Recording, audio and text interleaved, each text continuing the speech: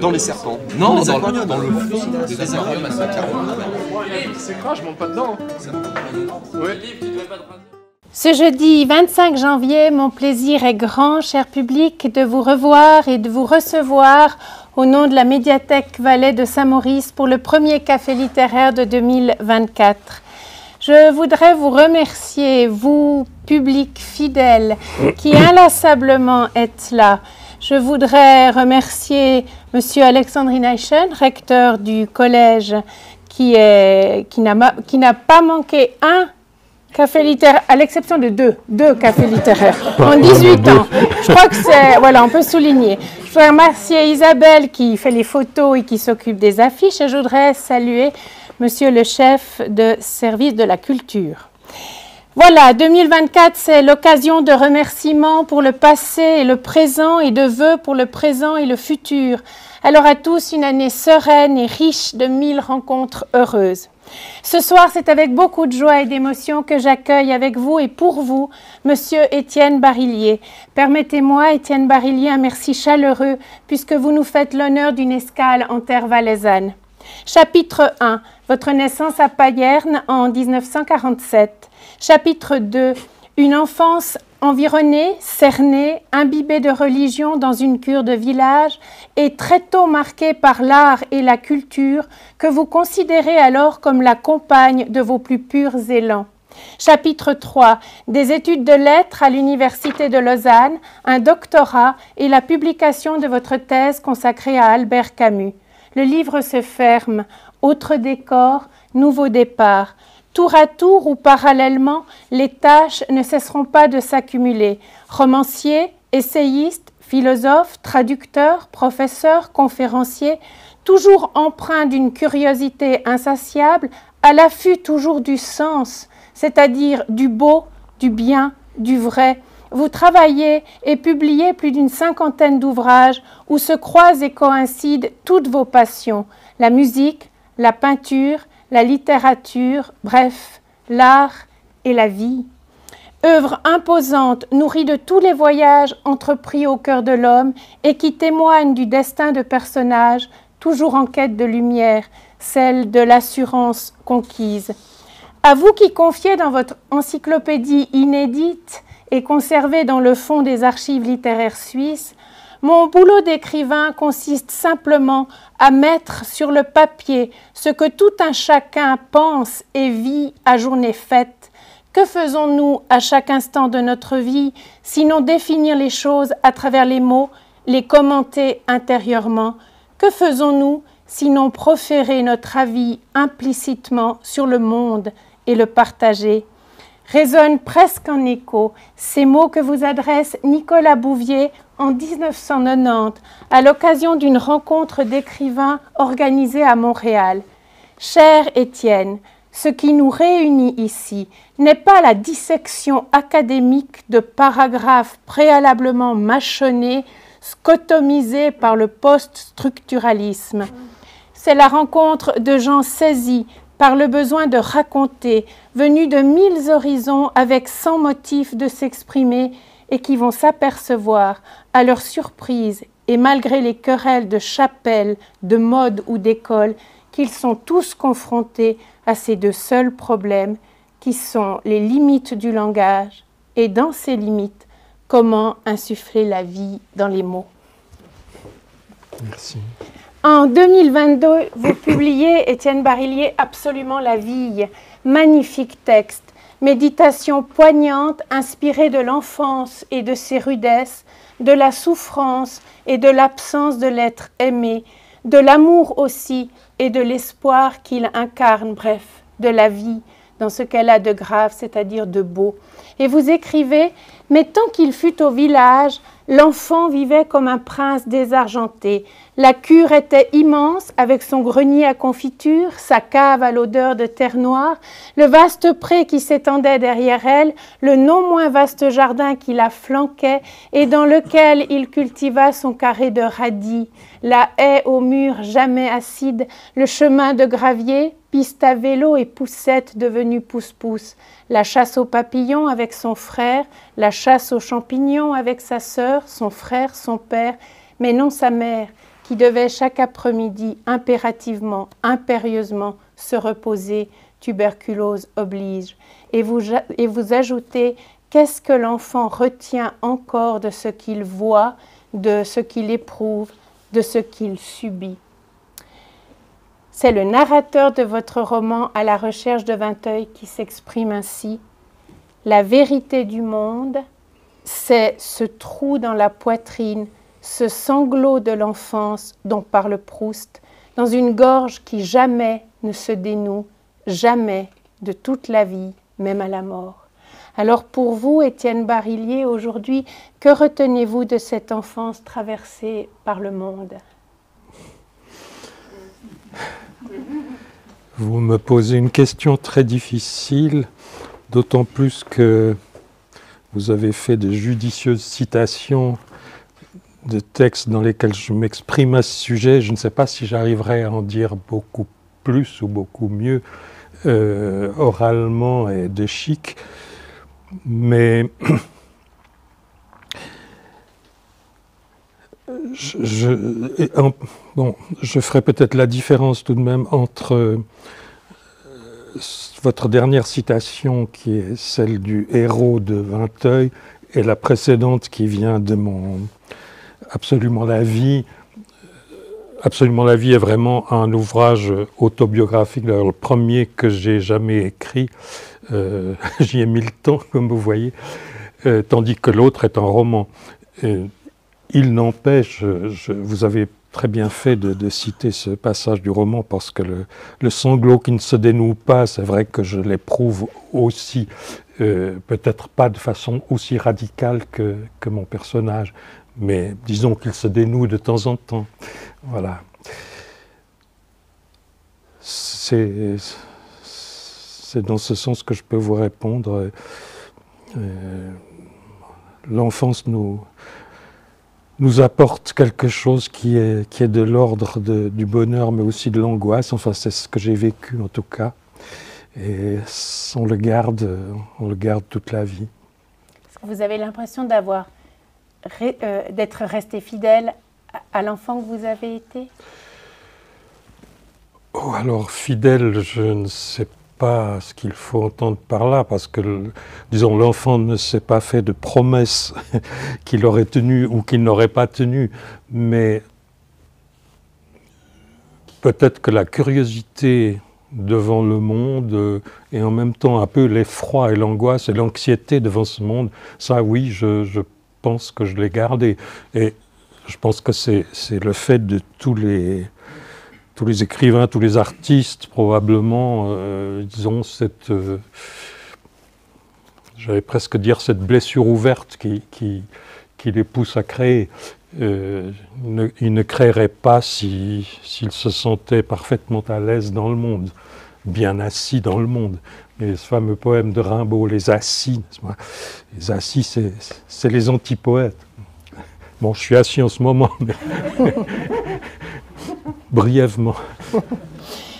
Nour est né à Moscou, le premier jour de l'année qui ouvre la blessure du XXe siècle, 1914. Pourquoi Moscou ? Parce que son père, Hazrat Inayat Khan, est un soufi musicien et qu'en compagnie de quelques acolytes, dont ses deux frères, il a quitté 4 ans plus tôt son Inde natale afin d'annoncer au vaste monde, à son mélodieux, la religion de toutes les religions. Car il estime, après méditation, que l'humanité entière n'a qu'un seul Dieu. Il va consacrer sa vie à marier l'Orient à l'Occident sous le signe de ce Dieu réconciliateur et musicien. Votre roman Nour, publié en 2023 aux éditions Phébus Libella, raconte l'étrange destin de Nour Inayat Khan et comment, devenue opératrice radio pour les services secrets de Churchill durant l'occupation, elle va payer de sa vie son engagement. Lorsqu'en mai 1931, Nour, 17 ans à peine, rencontre Henriette Renier, la plus grande harpiste de son temps, cette dernière s'étonne de son extrême effacement. Son père est Dieu pour elle, songe Henriette. Elle doit se sentir à ses pieds, au pied de l'idéal, comme devant une montagne monstrueuse. Je comprends qu'elle ne puisse s'affirmer, ou pire, qu'elle ne le veuille pas. Ne pouvant être tout, elle choisit de n'être rien.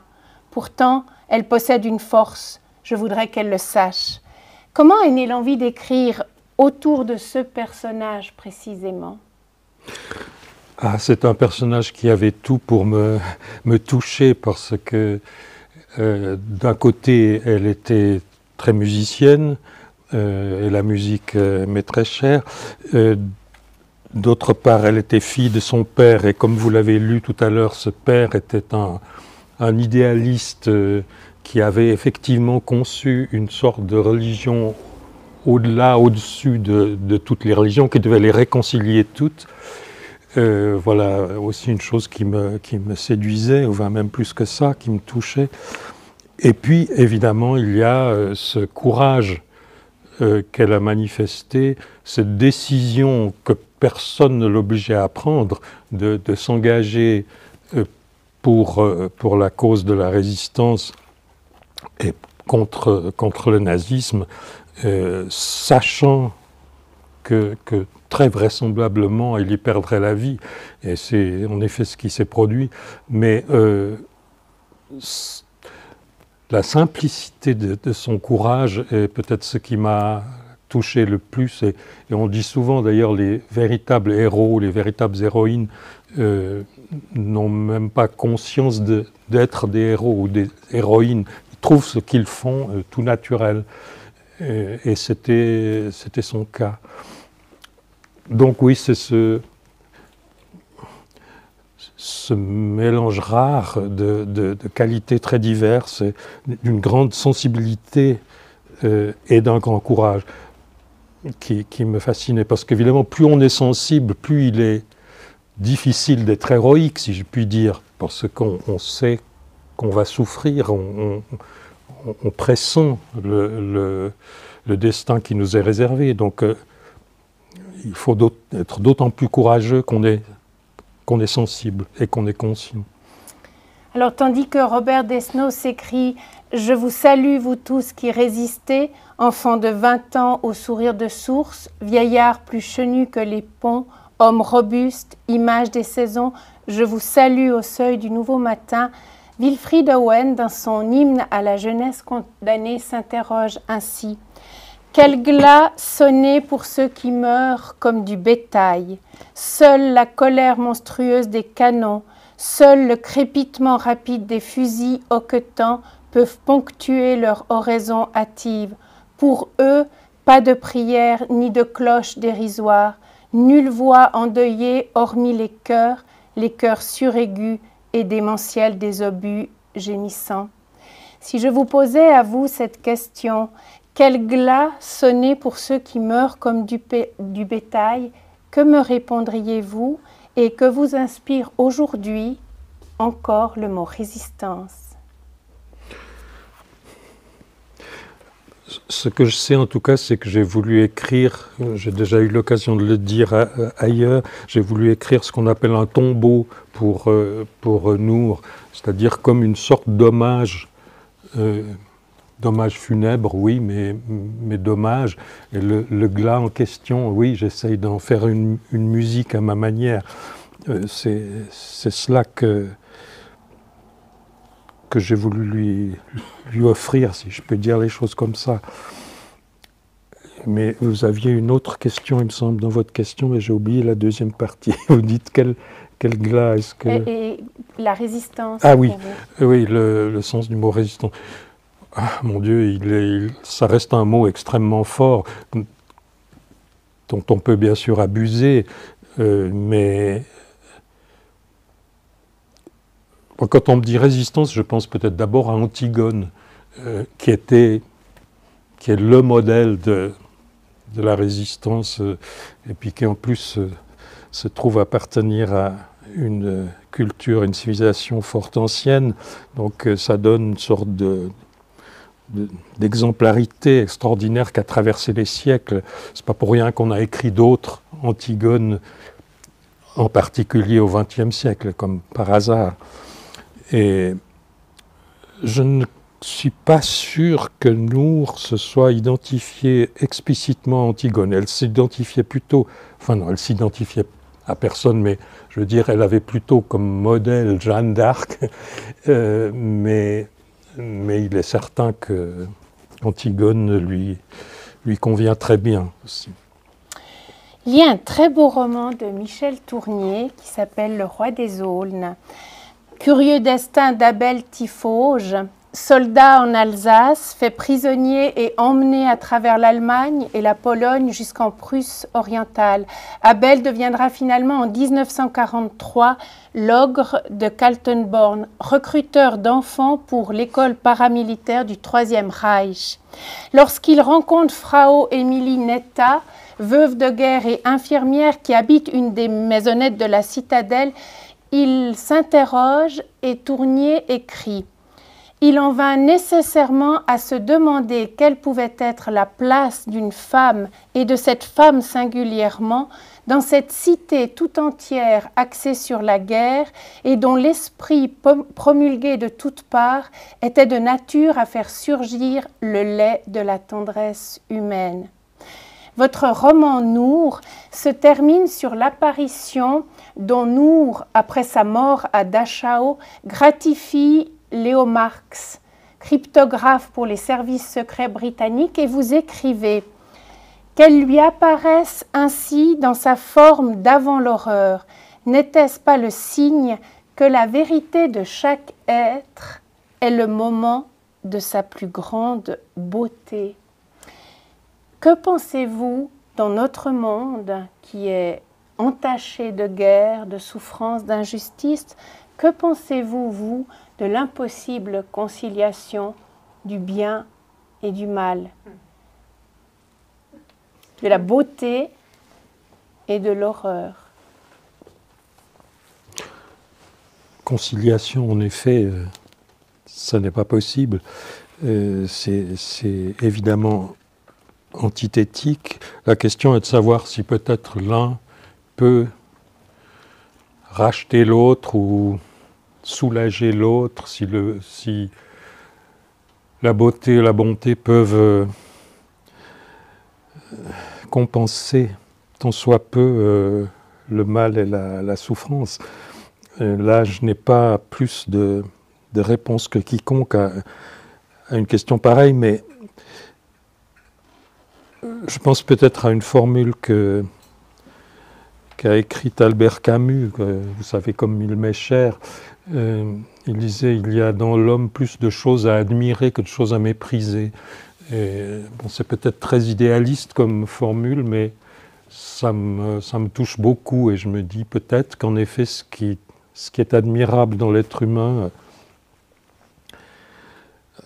compense et au-delà ce qui est méprisable. Mais c'est un acte de foi, n'est-ce pas? C'est pas une certitude. Alors peut-être dans le prolongement de cette réponse, donc Nour va être emprisonnée à Pforzheim, en Forêt-Noire. Elle est enfermée dès le 28 novembre 1943. Elle est enchaînée jour et nuit. Elle reçoit la visite de Wilhelm Krauss, qui est le directeur de la prison, mais qui exige qu'on lui ôte ses chaînes. Et il la regarde et l'interroge et il lui dit « Pourquoi nous avez-vous combattu ?» Réponse de Nour « Vous avez commis trop de crimes, je dois vous combattre. » Et vous, Étienne Barillet, vous écrivez « Devant ce visage ardent, innocent, misérable et véhément, Krauss éprouve l'impérieux besoin de se justifier comme si c'était lui personnellement qu'on accusait. Et les crimes des Anglais, des Américains, des Russes et les souffrances de son peuple. Ces mots, je vous le répète, n'ont pas de sens dans une guerre. Alors on vit aujourd'hui une actualité affreuse en Ukraine, on vit une actualité affreuse au Proche-Orient. Vous, vous intitulez une de vos chroniques dans l'éco-magazine « Horreur partout ». Que pensez-vous? Enfin, c'est une question, je pense, impossible à répondre, mais enfin... que pensez-vous de la mémoire, hein, seule capable de rendre le passé présent et qui aiguise aussi le désir de vengeance? En d'autres termes, est-ce qu'on ne peut pas à certains moments comprendre aussi l'horreur? Oui, je ne dirais pas que vous me posez des questions faciles depuis le début de cette séance. On va changer de... D'autant plus que si je vous donnais une réponse, comment dire, trop articulée, on trouverait que je pontifie, parce que c'est des domaines tellement difficiles.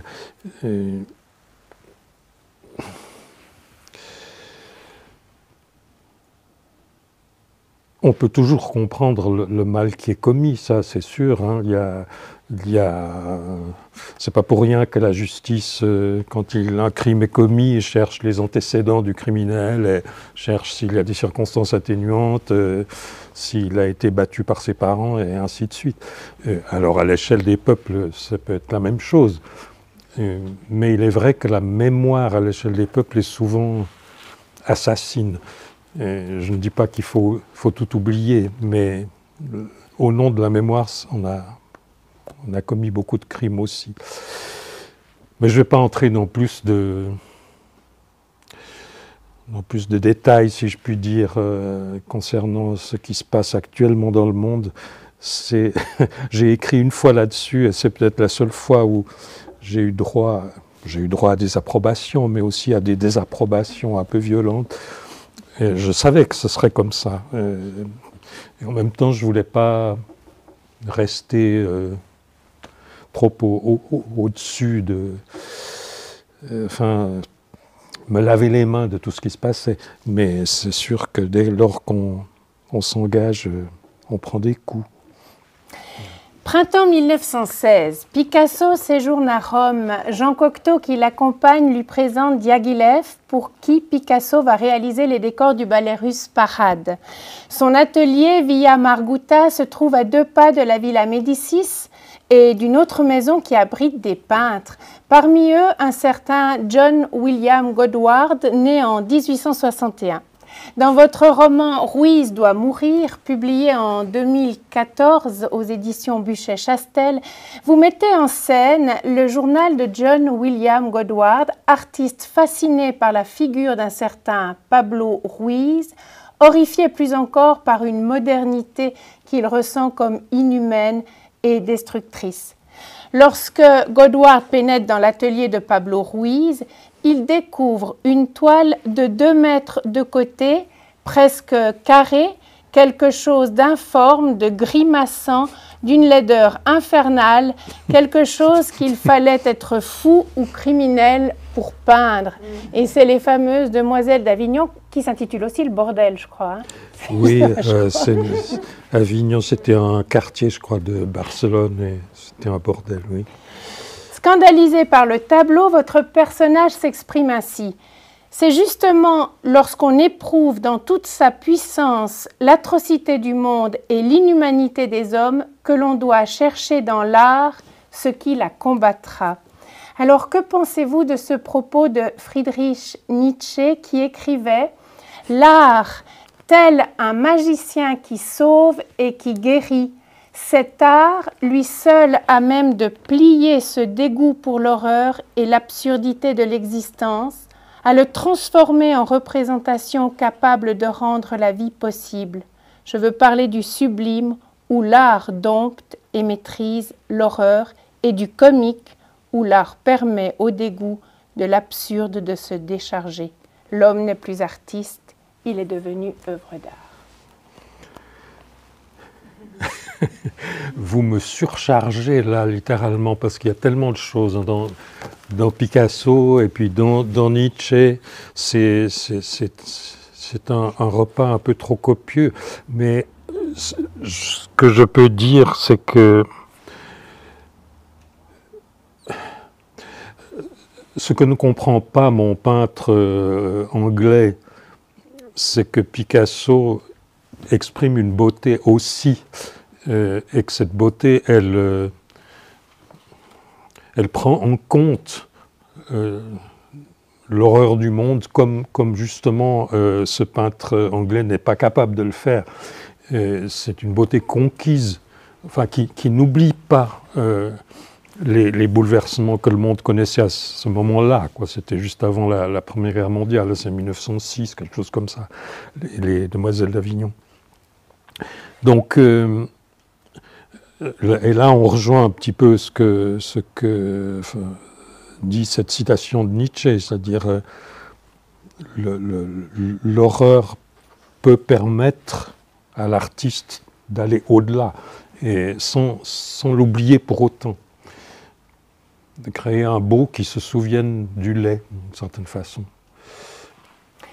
Tous vos ouvrages, Étienne Barillet, se nourrissent de l'histoire, enfin, Pablo Picasso, Nour, c'est l'histoire.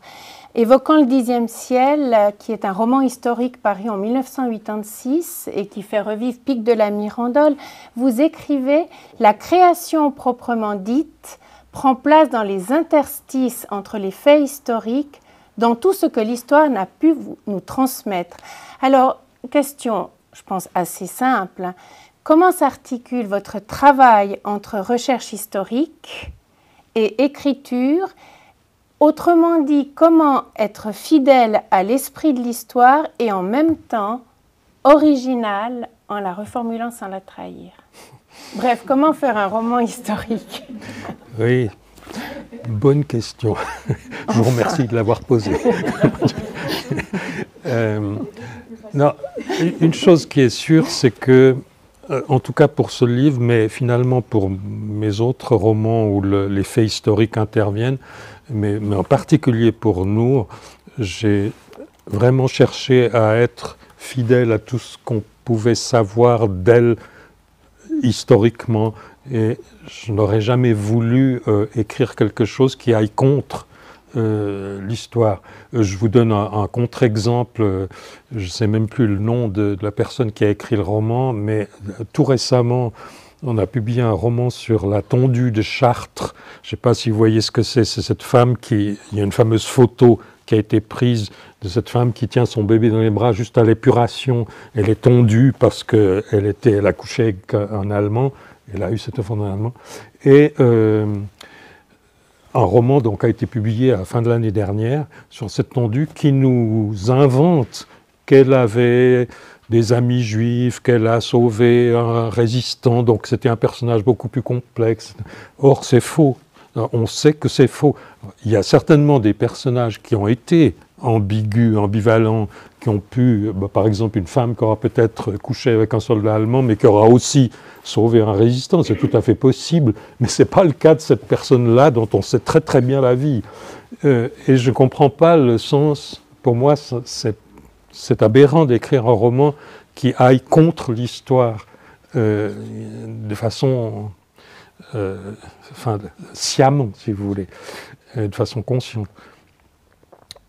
Donc je n'ai pas voulu aller contre l'histoire quand j'ai écrit Nour, mais bien sûr il y a les moments où l'histoire ne peut pas nous dire, par exemple, ce qu'elle a pensé. Forcément, hein, il n'y avait pas un historien qui était là pour prendre le relevé de ses pensées à tout moment. Donc ça, c'est à l'écrivain de l'imaginer, mais de l'imaginer, comme vous l'avez dit, sans trahir ce qu'on sait du personnage historique. Alors, je ne prétends pas avoir toujours réussi, mais en tout cas, ça a été mon but, c'est de rendre Nour plus vivante, plus proche, plus intérieure, sans pour autant faire mentir l'histoire. Alors, cet ouvrage, Ruiz doit mourir, à la lumière de cette ultime confidence du personnage. Ce monde est trop petit pour nous deux et surtout trop grand pour moi. Je n'ai plus qu'à me retirer du jeu. Toi, tu vas vivre, Pablo Ruiz. Est-ce que vous pouvez expliquer le choix du titre? Oui, c'était l'envie féroce et dissimulée de ce peintre Godward que Ruiz, donc le nom de son père, hein, Ruiz Picasso, que Picasso meurt Mais comme Picasso s'obstine à vivre, eh bien c'est Godward qui s'est suicidé. C'est la fin de l'histoire, enfin, l'histoire vraie, c'est ça. Hein. Il a fini par... Donc, et il a dit, ça aussi c'est tout à fait historique, il aurait dit le monde n'est pas assez grand pour qu'il y ait à la fois Picasso et moi. Donc c'est moi qui m'en vais. Si vous me permettez de revenir juste sur la question de la précision historique, ça me permet de parler d'un autre roman qui est Rosina, parce que dans ce roman surgit Nietzsche. Et là, alors ce qui est vrai, c'est que Nietzsche a vraiment été sur l'île de Capri au moment que j'indique. Il y a toutes sortes d'autres choses qui sont parfaitement vraies. Le personnage de Rosina est parfaitement historique. Elle a bel et bien fini sa vie aux États-Unis, enfin, aussi étrange que ça puisse paraître. Mais évidemment, il y a un moment donné où ce que j'imagine, je sais que ce n'est pas vrai, mais je crois l'avoir présenté de telle façon que le lecteur sent qu'il y a là disons, une liberté prise avec l'histoire, mais liberté qui a peut-être un sens, du moins je l'espère, par rapport même à l'idée que je me fais de Nietzsche. Donc voilà, là c'est un roman historique pour partie et fantaisiste pour une autre. Mais je prétends que je ne fais pas mentir l'histoire, mais simplement j'enjolive quelque peu. Alors, on va venir sur ce roman qui est magnifique. Mon histoire, je dois la commencer par la fin, et même avant cela, je dois vous raconter comment elle est venue à mes oreilles, au temps lointain où j'habitais Rome. J'avais alors 23 ans, jeune peintre, je séjournais à la Villa Médicis. C'est ainsi que Théobald Chartrand s'adresse à la jeune Sophia qui sert chaque soir au restaurant où le peintre séjourne. Votre roman, Étienne Barrier, publié en 2023 aux éditions Presse Inverse, se construit donc au fil des échanges entre Sophia et Chartrand et raconte l'histoire de Rosina Ferrara, née en 1862 à Capri et décédée à New York en 1935 et qui servit de modèle à de nombreux peintres dans les années 1870. Évoquant les quelques semaines seulement que le peintre Sargent, artiste de première force et qui en quelques jours acheva 4 ou 5 tableaux étincelants de précision, de virtuosité, d'intelligence, passa à Capri, vous écrivez « L'adolescence de Rosina passa, elle devint une belle femme adulte, au moment où Sargent la saisit par sa peinture, l'évidence de son mystère et de sa sauvagerie, le plus souvent secrète, mais parfois explosive, frappait tout le monde. Adulte, elle sembla lentement s'assagir, si l'on peut ainsi parler. Nous disposons d'une œuvre d'un certain Edmond de Pury qui la peignit lorsqu'elle avait 21 ans. Magnifique visage, pose tranquille, altière, douceur du regard, mais flamme encore derrière la douceur et qui l'alimente. Nous pouvons ainsi saisir le moment de transition qui débouchera sur la femme dans sa pleine maturité, tel que son mari lui-même va la peindre. Alors, j'ai les 3 tableaux. Là c'est le tableau de Sargent, fameuse jeune fille très... Enfin, voilà. Ça, c'est le tableau de Pury, en 1883. Et le 3e tableau, c'est celui peint par son époux, George Randolph Barthes. Et vous voyez effectivement l'évolution de la jeune femme. Quand vous écrivez une phrase comme celle-là, est-ce que vous avez médité les 3 peintures ? Je crois que oui. En tout cas, elles m'ont touché, elles m'ont fait penser et j'ai essayé de leur être fidèle, effectivement. C'est un livre très visuel, forcément, hein. D'autant plus que le lieu où il se passe, c'est-à-dire Capri, est un lieu photogénique, mais Rosina l'est aussi. Donc, oui, ça donnait un roman très visuel. Bon, il y a d'autres clés dans ce roman, parce que j'aurais peut-être pas dû parler de Nietzsche, parce qu'on ne le comprend vraiment que tout à la fin de qui il s'agit. Donc ça peut déflorer un peu le roman, mais il y a un autre peintre qui est évoqué, attendez, je ne sais même plus le nom que je lui donne dans le livre, mais en fait, il s'agit du peintre Balthus que moi-même j'ai rencontré à Rome quand j'étais à l'Institut suisse de Rome. Lui, il était directeur de l'Institut français, la Villa Médicis. Et j'ai eu la chance de pouvoir échanger quelques paroles avec lui, et ça ressort là-dedans, si vous voulez.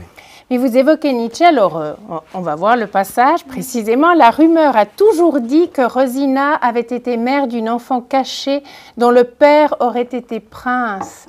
Le prince en question n'était autre qu'un seigneur de la pensée. Il y a de quoi méditer. Rosina sut qu'elle avait été l'amante éphémère de Nietzsche, mais Nietzsche, lui, n'a pas su qu'il était devenu père. L'eût-il appris, je crois pouvoir affirmer que là encore, sa philosophie en aurait été transmuée et pour le meilleur. Sans perdre sa force vitale, elle aurait subjugué sa puissance de mort, dont le nazisme a fait le pire usage. On est ici au cœur de l'histoire de Rosina et Chartrand raconte, admettant certes inventer ces mots, et c'est exactement ce que vous avez expliqué tout à l'heure. Je veux bien vous concéder que l'ordre des mots proférés dans un italien scolaire et passionné par l'inconnu, et même ici ou là le choix de ces mots, ne fut peut-être pas exactement celui que je rapporte, mais le sens y était. Quant au geste, ma foi, connaissant les deux protagonistes, il coule de source. Se pose donc immanquablement la question de la vérité romanesque. Jean Cocteau disait « Le romancier est un menteur qui dit vrai ». Qu'en pensez-vous? Et Aragon a parlé du mentir vrai aussi, n'est-ce pas? Oui, là, je dirais que mon roman Rosina va tout à fait illustrer ce propos sur le mensonge vrai, enfin je l'espère. Mais vous savez, quand on est dans la fiction, on n'est pas dans le mensonge, justement. Il y a une énorme différence, heureusement. Hein. L'écrivain, le romancier n'est pas un mythomane. Il n'essaye pas de faire croire à l'historicité de ce qu'il raconte. Ou alors il est... il a un peu perdu la tête. Donc, oui, mentir... c'est une très jolie formule, hein, le mentir vrai, mais au fond, je ne suis pas complètement d'accord avec cette formule. Encore une fois, la fiction n'est pas le mensonge. La fiction est une autre manière d'accéder au réel par des voies qui sont celles de l'imaginaire, mais c'est quand même le réel qu'on cherche. On ne cherche pas à mentir, on ne cherche pas à tromper, on ne cherche pas à illusionner le lecteur. Non, on cherche à le nourrir, au contraire, par quelque chose qui est finalement de l'ordre du vrai. Alors pour terminer sur ce roman, une question un peu plus personnelle. À la presque fin de son récit, Chartrand, s'excusant devant Sophia de reproduire mot pour mot, accent pour accent, les propos de Nietzsche qui aurait dit à Rosina « J'ai cessé d'être vieux », à la presque fin de son récit, Chartrand ose cet aveu. À mon âge, on n'est pas en souffrance parce qu'on a reçu un point monstrueux dans l'estomac ou les éclats de verre d'un abat-jour dans la figure, mais simplement parce qu'on a vécu. La corde, brin à brin, s'est lentement usée. L'incident que vous savez n'a rien fait qu'achever de la rompre. Il y a 2600 ans, Sappho, que Platon surnomma la 10e muse, confiait « J'écris mes vers avec de l'air. Les muses m'ont honoré. Après ma mort, nul n'oubliera mon nom. J'ai servi la beauté. Était-il en effet pour moi quelque chose de plus grand? Je dis que plus tard encore, quelqu'un se souviendra de moi. » Edgar Allan Poe, dans la genèse d'un poème, nouvelle éditée en avril 1846 et traduite par Charles Baudelaire en 1864, écrit « Regardant le beau comme ma province qu'elle est, me dis-je alors le ton de sa plus haute manifestation. Toute expérience humaine confesse que ce ton est celui de la tristesse.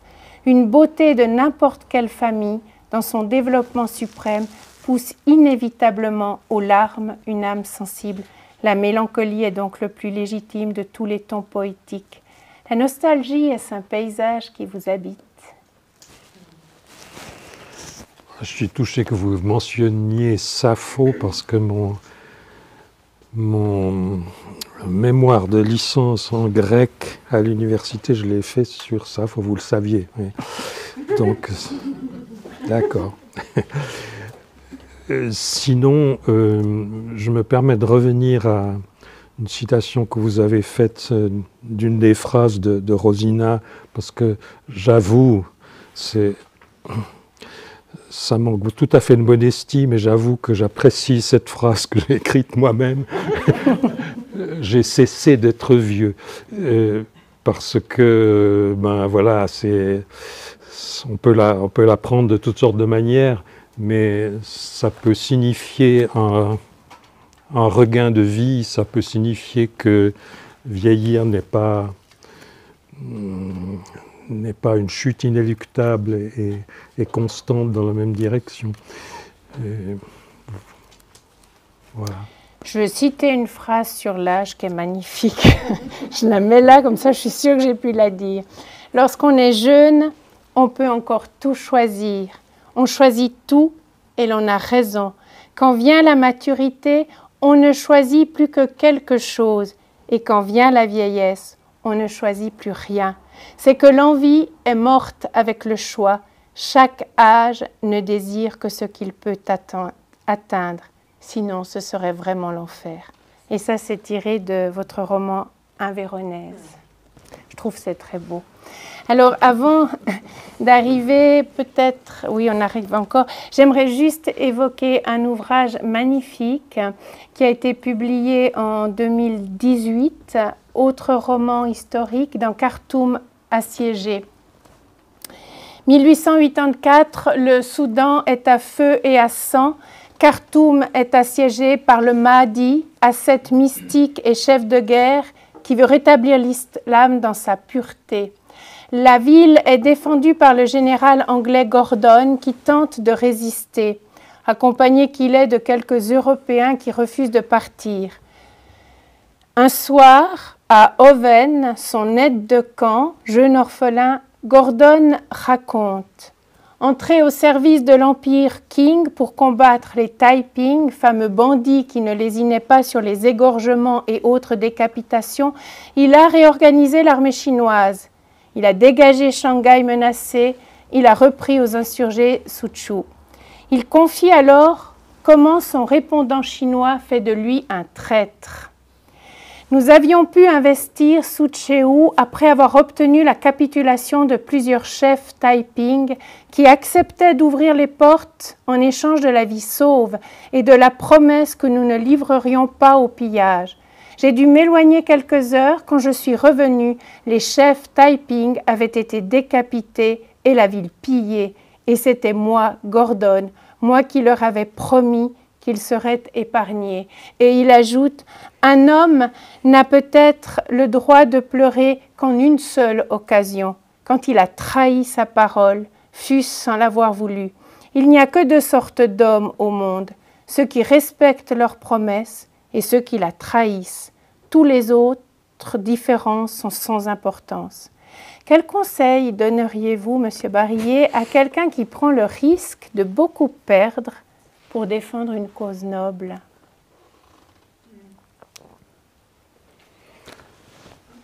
Ah, mais je crois que dès lors qu'on défend une cause, de quelle corde qu'elle soit, ben on va perdre, on va peut-être perdre beaucoup, mais si on croit à la cause, eh bien, on ne pense même pas que ce sera une perte, ce qui va nous manquer. Comment dire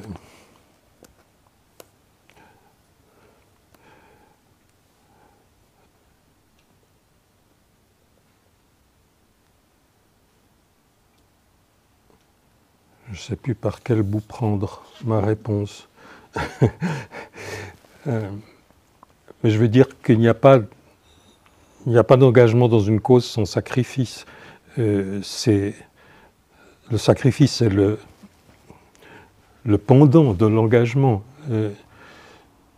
Donc, on ne se pose même pas la question. Vous me dites, qu'est-ce qu'on se dit, qu'est-ce qu'on répond à cette question? Mais moi, il me semble que c'est une question qu'on ne se pose même pas. On s'engage et voilà. En 2021, vous publiez « À la recherche de Vinteuil ».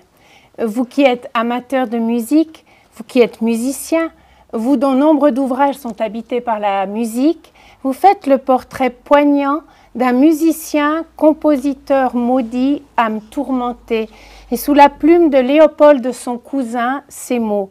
La vie tragique de feu mon cousin Louis Lefebvre, les manifestations précoces, chez lui d'une sensibilité sans doute créatrice, mais qu'il faut bien qualifier de maladive, d'une sorte de manie obsessive et d'une mélancolie profonde, n'ont pas joué le dernier rôle dans le choix que j'ai fait de ma profession.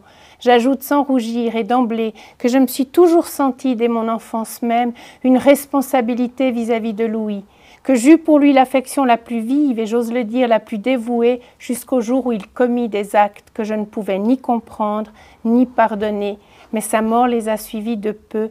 Quelle tristesse, quelle défaite, quelle détresse. Le titre est une référence évidente à Proust, vous qui écrivez.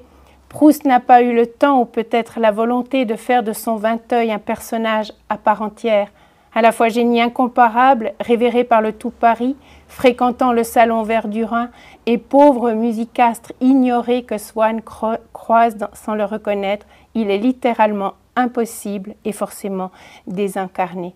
Pouvez-vous nous parler de ce roman et de vos ambitions en l'envisageant? Pourquoi à la recherche de Vinteuil? Oui, c'est un roman que j'ai déjà un peu oublié. Vous me coincez dans mes retranchements. Écoutez, effectivement, j'avais toujours été frappé par le fait que le Vinteuil de Proust est contradictoire ou est inachevé, parce que, comme vous savez, Proust n'a pas pu se relire intégralement. Il y a quelques contradictions dans son immense roman qui subsistent, qu'il aurait sans doute gommé s'il avait vécu un peu plus. Donc, ce personnage mystérieux parce que contradictoire me fascinait, et si bien que j'ai imaginé au fond une variante à la scène fameuse où c'est au début de la recherche où la fille de Vinteuil et son ami blasphème, si on peut dire, le portrait du père, crache sur le portrait. Enfin, il y a une scène d'une grande violence qu'on ne comprend absolument pas, qu'on comprendra beaucoup, beaucoup plus tard, après avoir lu quelques bonnes centaines de pages de plus. Et j'ai imaginé une scène un peu différente, si on peut dire, qui collait mieux, ça paraît vraiment extrêmement prétentieux, hein, collait mieux non pas avec l'œuvre de Proust, mais avec un personnage qui était issu de Vinteuil dans mon imaginaire. C'est un peu tordu ce que je vous dis là, et un peu confus, mais il y avait aussi l'idée qui est toujours fascinante, je dirais, pour un écrivain, c'est de l'œuvre perdue. C'est-à-dire, ce Vinteuil a écrit des œuvres, mais il s'est arrangé en quelque sorte pour qu'elles soient toutes inaccessibles ou détruites. Et qu'est-ce que ça signifie? Qu'est-ce que ça aurait signifié si cette œuvre était restée, qu'on avait pu la retrouver? Qu'est-ce que ça signifierait si on la retrouvait aujourd'hui? Par exemple, si on retrouvait aujourd'hui une œuvre du 19e siècle qui aurait disparu, est-ce que ça ferait rebifurquer autrement l'histoire de la musique ou pas? Enfin, toutes ces questions se posent dès lors qu'on s'intéresse à la création. Donc c'était aussi ça, c'était l'idée d'une œuvre perdue qui a motivé mon livre, mon roman. Vous dites, je ne me souviens plus tellement, quand vous avez fini votre roman, quand l'auteur a posé sa plume, il appartient au public, ce roman, il ne vous appartient plus. Il fait sa vie, vous commencez un autre roman, il y a comme une infidélité au fond. Vous passez de... Oui, c'est-à-dire on regarde toujours le suivant. Et c'est vrai que je passe pas mon temps à me souvenir de mes anciens livres, bien sûr que non. J'ai même beaucoup de peine à les relire. J'ai dû récemment relire Le Chien Tristan, qui est un roman qui date de à peu près 50 ans. Pas tout à fait, mais pas loin. Eh bien, c'était... Je peinais, je n'aimais pas ça. J'avais horreur, je me disais, mais c'est comme si je retournais marcher dans mes traces, mes vieilles traces. Je ne veux pas de ça, je veux aller au-delà. Voilà. Le poète est semblable au prince des nuées qui hante la tempête et se rit de l'archer. Exilé sur le sol au milieu des huées, ses ailes de géant l'empêchent de marcher. C'est l'albatros. Le poète Ludwig Hohl, parlant du travail de l'artiste, laisse échapper cet aveu, prendre la lumière à même la nuit. Et vous, Étienne Barillier, dans Absolument la vie, magnifique texte, vous écrivez « À 16 ans, je commençais de tenir un journal et j'y recopiais pieusement des mesures de la 4e ballade de Chopin. Copier conduit à créer. La création, c'est la copie ardente des œuvres qui nous ont précédés avec l'encre de la souffrance et peut-être aussi, quoique plus tard, de son espoir. » L'inspiration pour vous, le talent, le travail,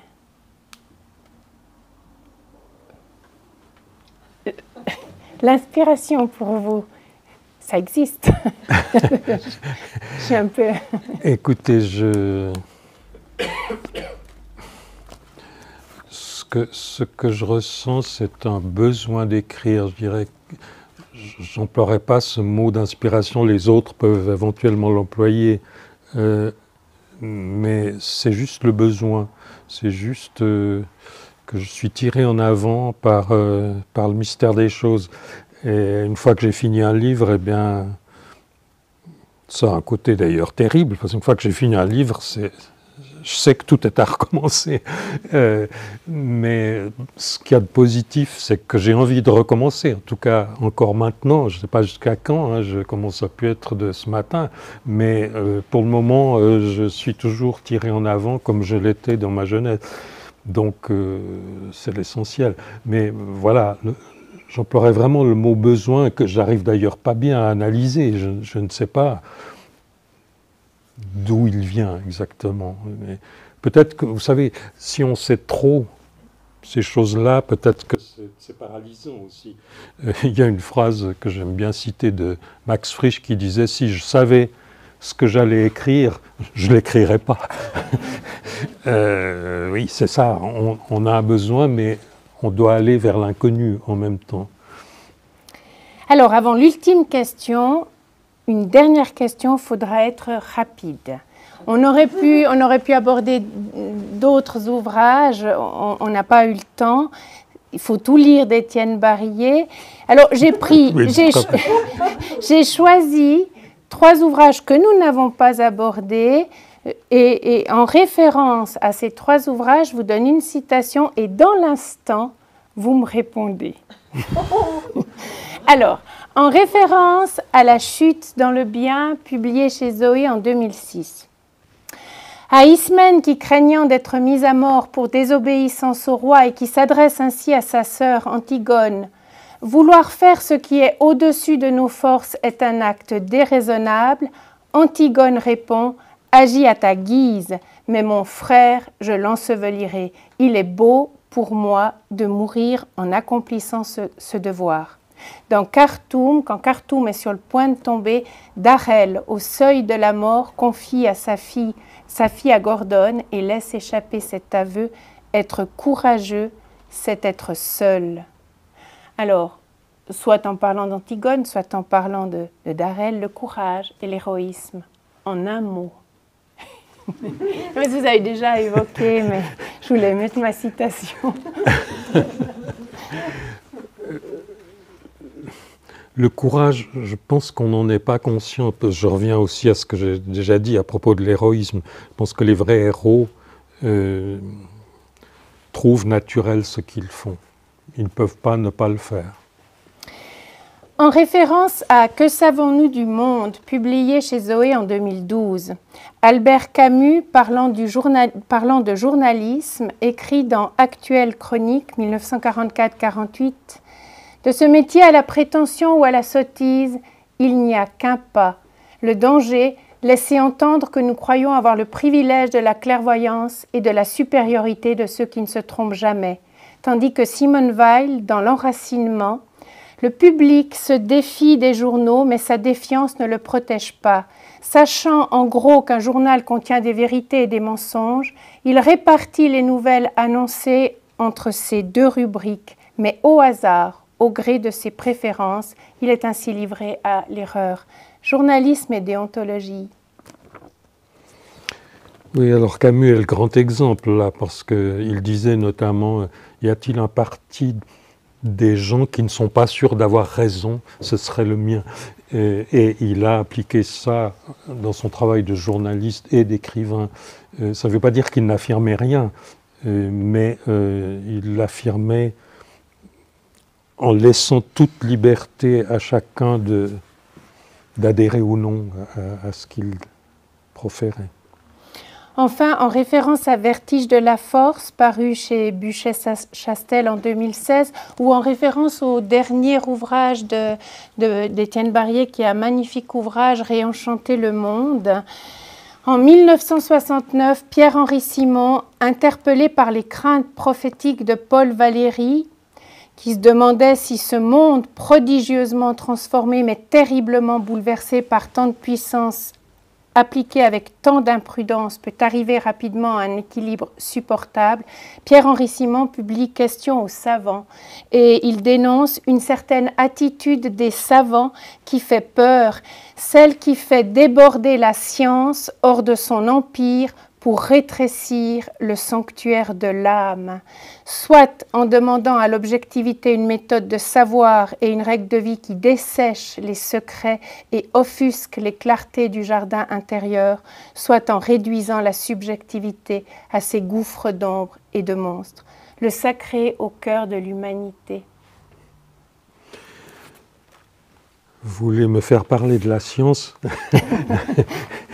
en disant que il y a eu une époque effectivement où le scientisme menaçait, le positivisme menaçait apparemment les sentiments, l'âme, la subjectivité, mais je crois qu'on n'en est plus là maintenant, c'est-à-dire en tout cas dans les sciences dites humaines, dans l'histoire, les historiens vous diront que il y a une subjectivité de l'histoire et qu'on reconnaît que l'histoire est humaine, que c'est pas une collection de faits objectifs qui rétrécirait l'humain.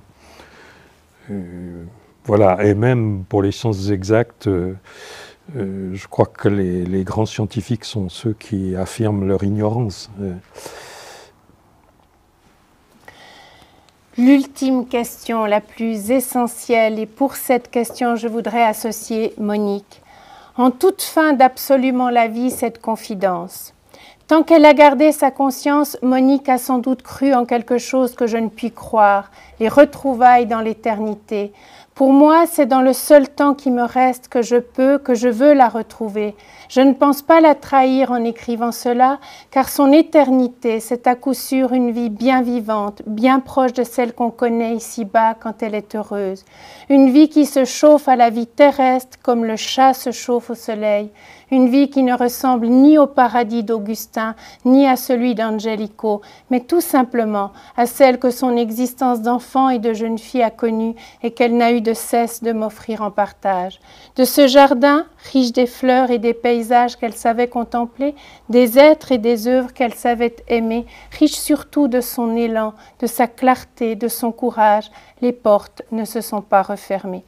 Pour vous, Étienne Barrier, qu'est-ce que le bonheur ? savez, c'est un peu difficile pour moi d'ajouter à ce que vous venez de lire, parce que c'était vraiment mon cadeau final.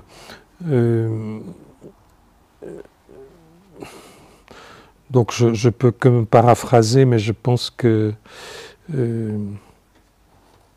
mon épouse avait un art, elle avait l'art de vivre, et que c'est cela que j'essaye de garder d'elle, disons. Voilà. Au terme de cette rencontre, j'aimerais, Étienne Barillet, vous remercier du fond du cœur et au nom de tous pour ce moment de partage. Vous qui dites « écrire, c'est citer le futur, citer, c'est créer le passé ». Vous qui écrivez « le poète, c'est celui qui voit la beauté comme elle n'est pas, comme elle ne peut être ». Vous avez partagé ce soir avec beaucoup de générosité ce en quoi vous avez foi. Bien convaincu que chez tous les artistes, le contact avec le réel est maintenu, que l'œuvre est à chaque fois un dialogue avec le monde, avant de partir, vous nous laissez une dernière leçon d'être, vous qui confiez à Jacques-Michel Pittier « J'aimerais qu'on me lise comme on écoute des œuvres musicales, en s'immergeant en elles, en leur faisant confiance, en les considérant tout entières d'un seul regard. Comprendre, ce n'est pas accumuler une somme de détails. Accéder au sens, ce n'est pas additionner des milliers de petites significations. De même, regarder un visage humain, ce n'est pas considérer un œil, puis un menton, puis un front, puis une lèvre. À vrai dire, en face d'un livre comme en face d'un être, ce n'est pas de comprendre qu'il s'agit, mais d'aimer. Alors, permettez-moi ce clin d'œil. Dans votre roman « À la recherche de Vinteuil », Louis, apercevant dans une vitrine une partition de Chopin, barcarolle pour piano, il s'exclame ainsi « Voilà la musique ». La seule musique, oui, qu'il faille écrire après Beethoven, la seule musique de l'homme grand dans son doute, suprême errance et suprême maîtrise. Cela soulève le cœur, oui, mais le soulève dans la lumière. Notre faiblesse devient force, notre doute vérité. Ce qui me reste à faire, je le sais, à genoux, pauvre ami, à genoux devant elle. Cette musique, donc, je vous l'offre en reconnaissance. Étienne Barillet, merci beaucoup. Merci. Une peinture. Ouais, Merci beaucoup. Vraiment.